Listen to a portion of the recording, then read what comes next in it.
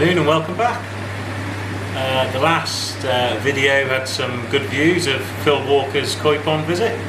Lovely pond that is. Been talking to Phil a bit backwards and forwards now recently, and he seems to have got on top of a couple of issues that he had and we had a look at when we were there, so well done Phil. I thought I'd just do a bit of an update of my own pond, to be honest. The last video I did was when I got delivery of the Dainichi Tozai for this year from Quality Nishikoi, and yeah, they're doing well, doing very well.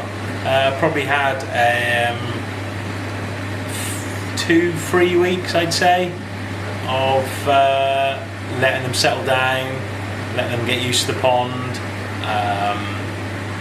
Yeah, you're just giving them a bit of time to chill out a little bit. It's not been an easy ride the last bit of time since the last video. We've had to come across quite a few obstacles, and yeah, some good, some very bad, and we'll cover that in this video. So yeah, the Tozai seem to have gone in well, they're growing well. I've already put on I'd say, I had a couple in the bowl the other day just to do a few little bits and bobs, and they've put on average 2 to 3 cm in a short period of time, so that's good, it's promising. There's a few knocks and bangs from which is to be expected really when I elaborate into what's gone on in the pond over the last month or so. One of the bigger of the two showers, I think, has either jumped and bashed itself on the little bit of the ledge there that obviously comes from under the window there. You can actually get underneath there. It's either that or it's jumped and banged itself on the bottom of the feeder. So I've raised the feeder up a bit. So yeah, it's got a little bit of a bang on the side, but it's doing alright, it's healing up well. It's a Tozai. I'm sure by the time we grow it through, it looks to be healing up nicely as it is, so I'm not going to mess with it too much. There's an odd knock and that on all the new fish, a couple of knocks on their tails, that sort of thing. To be fair, I don't think they had the smoothest of introductions to the pond. You could hear them at night. There was a bit of splashing and a bit of there was a bit of jumping and that, so it's to be expected. There's the odd knock and bang here and there. It is what it is. That's Tozai at the end of the day. That's the gamble you take of introducing new fish. You know, you can't get around that. The plan is for the pond for the next 18 months or so is I've got a couple more fish to move on. The Akamatsuba to come from Marahiro, and that's it then. This pond is staying stable, no new fish introduced. It is just growing them on and seeing where we get to, probably October, November next year. That'll probably all go go down the pan, and but that's the plan so far. So let's go on and get into what's happened over the last month or so with the Tozai. So yeah, the 4 fish went in, the 4 Tozai from Dainichi, and I'll hold my hands up now. I knew there was an issue in the pond before I put the Tozai in. The Karashi was doing a bit of flicking, and I couldn't really get to the bottom of it, but I knew there was something not quite right. I had the chance to get up and collect the fish, so I thought, let's go for it. We went and got them, and obviously put the 4 Tozai in. But in the back of my mind, there was something not quite right. Well, fish weren't quite right and settled, but they were always going to be unsettled anyway by introducing 4 new fish. So I thought there's no point really going into the depths of it, as in I couldn't find anything on scrapes, so let's just introduce the fish, and anything occurs, it'll have to be then that all the fish are in the pond and I'll just treat the lot. I think that's the simplest way I went around it in the end. But yeah, let's go into a bit of what we found and what we had to do in the end. So yeah, the fish went in well, and then probably I'd say 10 days after introducing the new tozai. Now, you can't blame the new fish. It's more than likely it could have already been in the pond. Who knows? No one knows. This is just the joys of koi keeping and the unexpected uncertainty of introducing new fish into the pond. So about 10 days afterwards, there was a lot, and I mean a lot, of flashing, like queuing up on the bottom drain to flick off of it. After a few scrapes, found what I thought was Chiladenella. Let me spin you around actually. Yeah, so what I thought was Chiladenella. So simple, I've dealt with Chilo before, bit of FMG, a couple of treatments of that will clean it up. So yeah, we've got the bit of FMG premix out and started putting a bit of that in. I did find a little bit of Costia as well, and there was the odd fluke. So we nearly had the full set, but luckily with the likes of Costia, Chiladenella, Trick, all them, normally you can nuke them with a bit of FMG. A couple of courses of that, and that's got all them on the head. Flukes are another matter, but yeah, we soon found out, well, I quickly learned that after a couple of doses of the FMG premix, the fish weren't really getting much better. There was still a lot of flashing, and it wasn't till I scraped after the second treatment of the FMG that I actually found white spot, which I'd never ever come across before. White spot, I've never had to deal with it. I hope no one ever has to deal with it, because after my experience it is a nightmare. I learned from it now, but going back to what I thought was Chiladenella, talking to a few more experienced people in the koi industry, I think what I actually found was juvenile white spot, because looking at quite a few videos on YouTube of koi parasites and that sort of thing, juvenile white spot can be quite easily mistaken for Chiladenella, I think. So I think what I found was juvenile white spot, and there was quite a few of them, to be fair. Looking back now and what I know now, this is nowhere near strong enough to take on white spot. It'll knock it back, because on that scrape after the second treatment, I actually found adult white spot, which I'd never come across before, and I was a bit shocked to find, to be honest. Personally now, I don't think that is strong enough to take on white spot. So on that second scrape I found half a dozen, 5 or 6 adult white spot, which, if anyone knows, white spot is probably the deadliest. You want to get that sorted quickly, nuked, get it out the pond. The one thing with white spot is, unlike most of the other serious parasites, I'm talking white spot, Costia, Trichodina, Chiladenella. Trichodina not so much, it's lesser serious, but the top 3, white spot, Costia, Chiladenella. The nasty thing with white spot is getting the doses right of the life cycle of the parasite, because you can easily, by a day or so, be out on the next treatment and the life cycle of the parasite has started again, and you're almost sort of back to square one. So after a bit of talking to a few people, I decided that the premix just isn't strong enough. It doesn't stay in the water long enough. So we went for a dose of the FMC 50 from Colombo.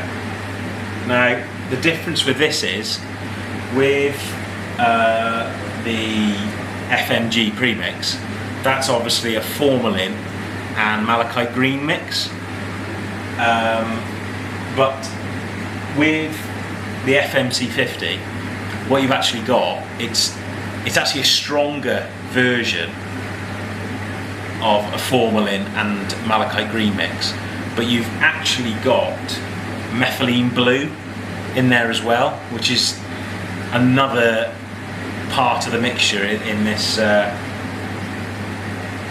white spot treatment, and it is like night and day.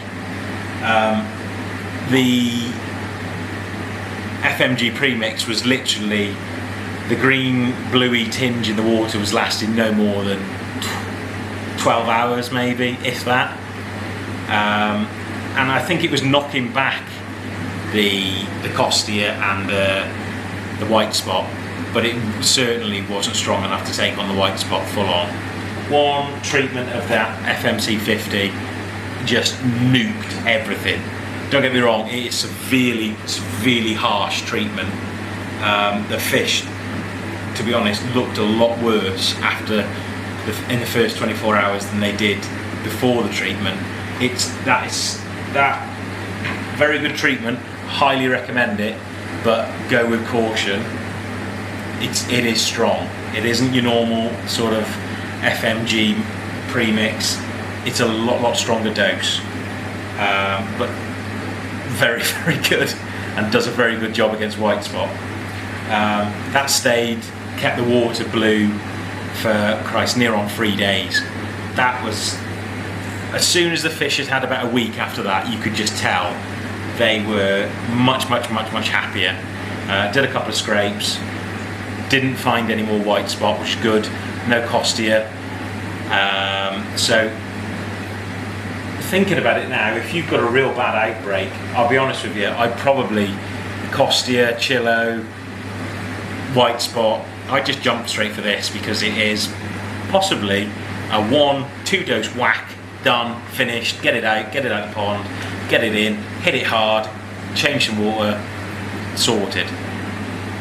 Highly recommend that, and to be honest, now with my experience with the FMG premix, I'm probably going to steer away from that, and if I have to go down that route again, look at dosing formalin and malachite green separately, because I don't think it's strong enough as a premix bottle. But hey ho, you live and learn, and that's just experience. So we finally got on top of the white spot and Costia, and so it was time to try and get rid of the pesky flukes. I gave the fish a bit of a chill out for a week, did some good water changes, and freshened up the water a bit, kept an eye on the KH and the pH, just stabilised everything for a bit, and then it was time to sort of get rid of these flukes. Now I've jumped on the bandwagon, and we went for the ever faithful, newly on the market, Fluke X. Thought I'd give it a go. I got Learn X in stock, but I thought, why not, let's give it a go. And seriously impressed with this product. It's done a really good job. I did 1 dose of it, and seemed to have wiped the flukes out in one. I did some scrapes earlier this morning, and don't get me wrong, they weren't infested with flukes. There was probably 3 or 4 on a slide, but you could tell that it was annoying them. I always think you can tell sometimes a lot, especially if you've got the odd gill fluke in there. If you fish, they'll feed, and then they might do a little bit of flicking after they feed. That can sometimes, I think, be a bit of a precursor to there's an odd gill fluke in their gills, annoying them as they're eating, that sort of thing. Whether that's right or wrong, but that seems, every time I've seemed to have to encourage gill flukes, that's been one of the symptoms. But yeah, the old Fluke X, put it in, did it, dosed it. It does cloud the water up a lot, Now whether that is the active ingredient or just one of the carriers in there, but yeah, seemed to work really well. Like it says on the back of the packet, it also treats for trick and costia, so it was double checking a lot of them, getting, hopefully, because that was the burden of last year, a lot of people were finding after treating for flukes they were getting a costia outbreak. So yeah, everything now, we're probably 10 days, no, nearly 2 weeks actually, after treating with the Fluke X.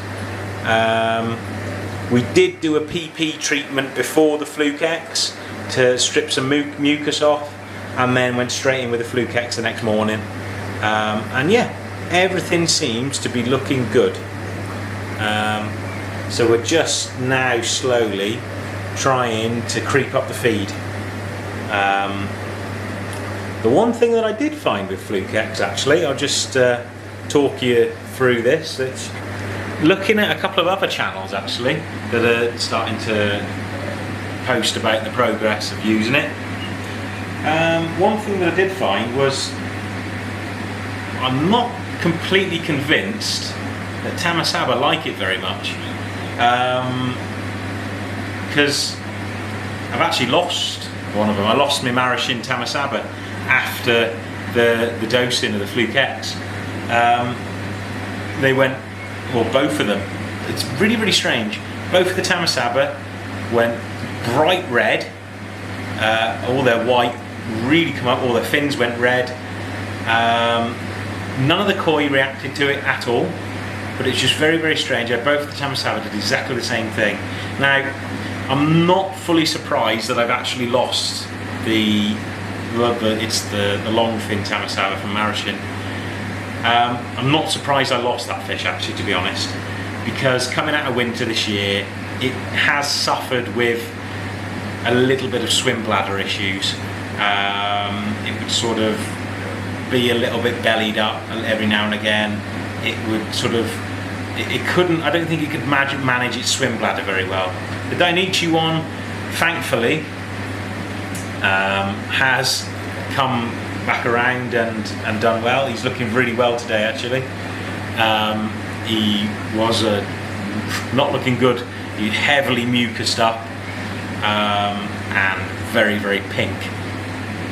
But yeah, everything seems to be coming around well now. But one thing I will say is, if you have got Tamasaba in your pond, just be a bit dubious with Fluke X. Whether it's the active ingredient in it, I'm not too sure. But there is a couple of people now that I've seen use Fluke X with Tamasabas in your pond, and I don't, whether there's something in it, not too sure. When it's one of the ingredients, not 100% convinced there's something in there that doesn't quite agree with them. Who knows? But yeah, just be careful, I think, is the best thing. So yeah, apart from all the parasite issues, everything seems to be going well. Pond's currently sat at 22-23 degrees. I did drop the temperature down during all of the white spot fiasco, because I was advised to try and get it down towards 18-20, because literally all you're doing is fighting the reproductive speed of the parasite when you're up at higher temperatures. I've slowly clicked it back up again now because I want to try and get these few knocks and bangs healed up well, and then we're slowly creeping the feed up. I've actually come off the FD build up for now, and I've just gone on to the bit of sake balance that I had left from last year, just because it's a little bit kinder to the water. It means I can just feed a little bit more of a less potent feed, if that makes sense. Build up's brilliant, and I'll be going back on it, but after the PP treatment, it's knocked the filters back a fair bit. We're having to just balance the ammonia, the nitrite, and we don't want to cause any more issues by rocking the system, cranking the feed up too fast, and causing more issues by poor water quality, basically. So yeah, they're getting probably about 2 to 3 feeds a day of sake balance at the minute. it's surprising how much PP completely nukes everything. I won't tell you what sort of dosages I use for the PP because that's not right. I can't talk about dosages and that sort of thing on YouTube because something will go wrong if someone does what I say, and I'm not being liable for anything like that.